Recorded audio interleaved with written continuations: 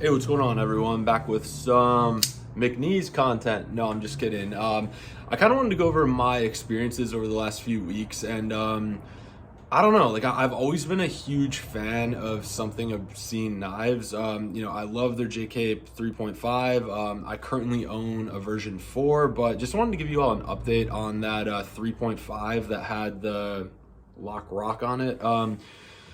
I ended up sending it to my buddy Dave. If you have not, check out his channel. He's kind of a mad professor when it comes to machine work, etc. He volunteered based on my last video of saying that, hey, the detent, something's messed up or whatever. He decided to take a run at it, which I really appreciate. There were no preconceived notions. I told him up front. I was like, hey, if it's not in the cards, if you break this thing, no drama whatsoever, because it's basically useless to me right now, because with no detent, you can't really trust that it's not going to open up while it's in your pocket, so it's a useless tool right now.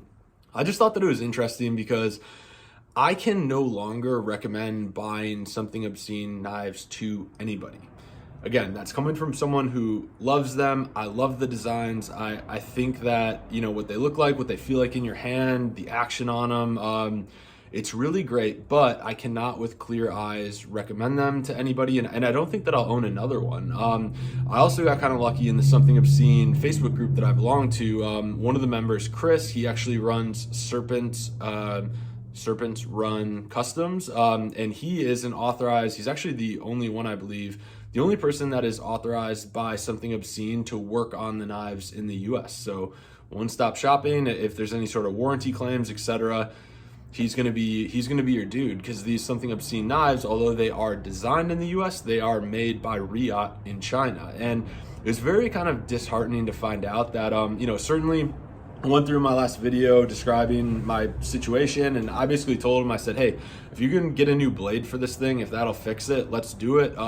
He said no, there's no blades available for it, and also the warranty on a Something Obscene knife doesn't matter what it is. And keep in mind, I know the Nemleys just dropped. People are spending thousands of dollars on these things. It's only good for 30 days to the original purchaser. So, and that 30 days, which is against manufacturer's defects, I realized that my JK 3.5, it was not a factory defect, but the real kicker was, after Dave took a stab at doing the lock bar cutout, with the idea here, and again, you should watch this video if you have not already, but he basically needed to put a larger diameter detent in the lock bar insert, which is removable.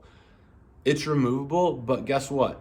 There are no more lock bar inserts available anywhere. You are just shit out of luck, and that's terrible. So even if I wanted to pay to get a new one, I'm not even saying that I was like, oh no, like, give me one for free because this thing broke, whatever. No, like, if I had all the money in the world, they just cannot source them right now. So there's no parts for the J-capes at all. And I think that that's kind of ridiculous and kind of disappointing for such an expensive knife. And for that reason, why I started off saying, hey, this is gonna be a McNeese video.